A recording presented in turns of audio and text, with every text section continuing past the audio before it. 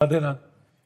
महाराज जी, भक्ति में साधना मतलब मंत्र जप ध्यान द्वारा कुंडलिनी शक्ति को, सभी चक्रों को, सभी शरीरों को साधते हुए मूलाधार से आगे, तो महाराज जी ऐसे आत्म साक्षात्कार होता है या केवल नाम जप से ही ये स्थिति हो जाती है? जो चाहे वो सब नाम जप से प्राप्त हो सकता है, जो चाहे वो नाम जप से प्राप्त हो सकता है। पर इतना तीव्र नाम जप हो, इतना जोर का नाम जप हो कि कुंडलिनी शक्ति में जाकर के आग पैदा कर दे, गर्मी पैदा कर दे, रात दिन भजन, वो फिर उत्थान करती है और ब्रह्मरंध्र तक पहुंच जाती है।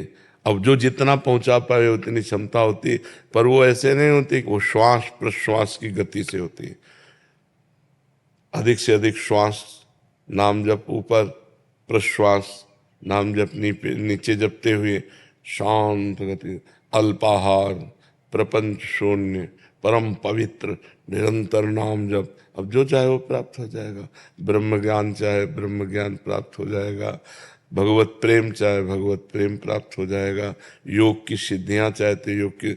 हनुमान जी में कौन सी सिद्धि नहीं है, या कई ऐसे भक्त हुए उनमें कौन सी सिद्धि नहीं, पर उस कोटि का भजन होना चाहिए ना। आकाशचारी हो जाना, बहुत रूपों में हो जाना, बहुत दूर की बात सुन लेना, बहुत दूर की बात देख लेना, चट्टान में भी प्रवेश कर जाना, ये सब सिद्धियां प्राप्त हो जाती हैं। अगर इन सिद्धियों को प्राप्त करे तो भगवान का प्रेम प्राप्त नहीं होता।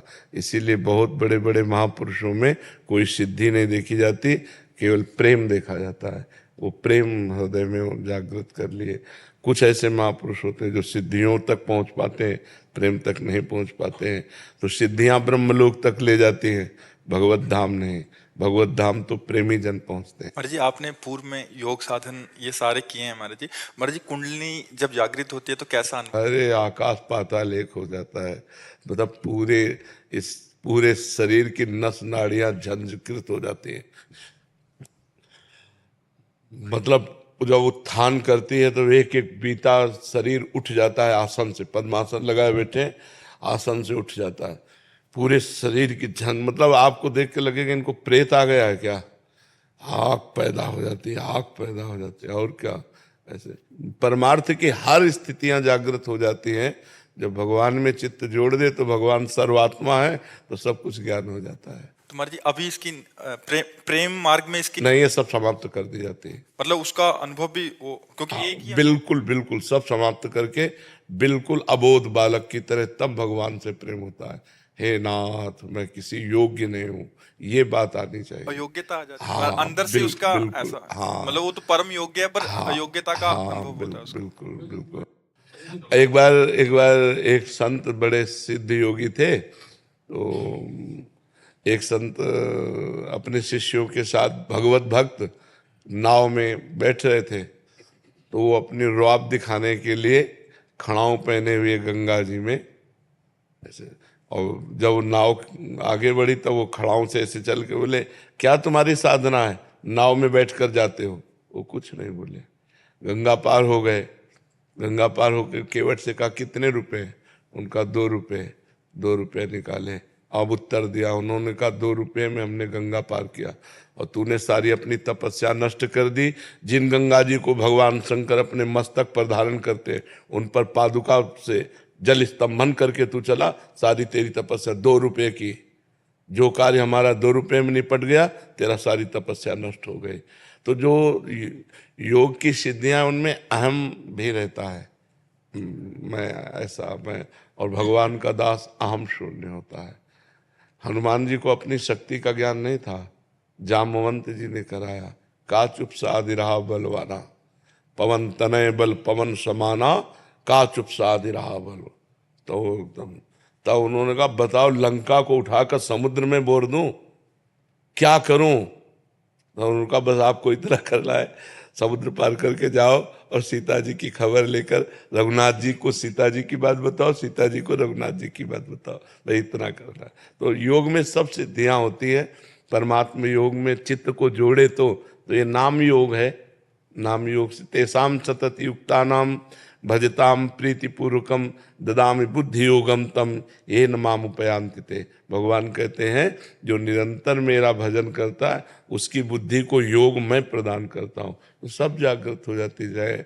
कुंडलनी सठ चक्र भेदन स्थूल सूक्ष्म कारण सबका ज्ञान तत्वबोध सब हो जाता है। भगवान का भक्त कोई अज्ञानी थोड़ी होता है।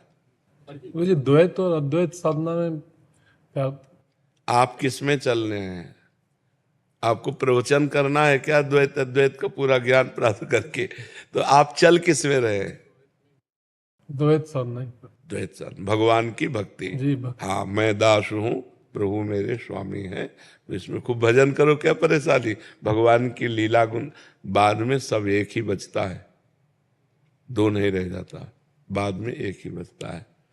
पूरा संसार खोजा और जब मिला तो खोजने वाला नहीं। जब जिसको खोज रहे थे वो मिला तब खोजने वाला नहीं। ब्रह्म नहीं, माया नहीं, नहीं जीव नहीं काल, अपनी ही सुधि ना रही, एक रहे नंदलाल। भक्ति का जो परिणाम है वो इष्टाकार वृत्ति है। अपना अस्तित्व खो जाना, अपने इष्ट देव में तन्मय हो जाना। मेरे तो गिरधर गोपाल दूसरों न कोई, अपने प्रीतम में पूर्ण रूप से तन्मय हो जाना, अपनी भी सुधि विसार देना। ज्ञानी सबकी सुधि विसार कर मैं में स्थित हो जाता है, भक्त मैं की सुधि विसार कर प्रभु में स्थित हो जाता है। रहता एक ही है दोनों में, एक के सिवा दूसरा कोई नहीं रहता। समझ पा रहे? अब इस कोटि की भक्ति पहले हो। अहम ब्रह्मास्मि शिवोहम, ये स्थिति बाद में, सबसे बाद में पहुंचती है। ज्ञान भक्ति में नहीं, भक्ति में नहीं पहुंचे। भक्ति में बताया, अभी समझ नहीं पाए। ब्रह्म नहीं, माया नहीं, जीव नहीं, नहीं काल, अपनी ही सुधि ना रही, एक रहे नंदलाल।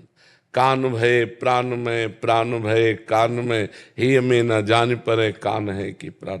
यहाँ भी भगवान, बाहर भी भगवान, मन भी भगवान, बुद्धि भी भगवान, चित्त भी भगवान, अहम भी भगवान। वहाँ मैं ब्रह्म की सत्ता नहीं, मैं ब्रह्म की सत्ता ज्ञान में आती है। और भक्त का मैं का विस्मरण होकर के केवल कृष्ण में, केवल राम में। समझ रहे? जड़ चेतन जग जीव जत सकल राम में जाने। गोस्वामी तुलसीदास जी कह रहे हैं, यहाँ राम, सामने राम, चराचर जगत में राम। ऐसा भक्त को अनुभव होता है। ज्ञानी को चराचर जगत ब्रह्म स्वरूप मेरा ही स्वरूप है और मैं ब्रह्म हूँ, स्वयं ब्रह्म मैं हूँ, ऐसा अनुभव होता है ज्ञानी। वो भी सत्य मार्ग है, अलग अलग मार्ग से वहाँ भगवान का अनुभव होता है। अनिल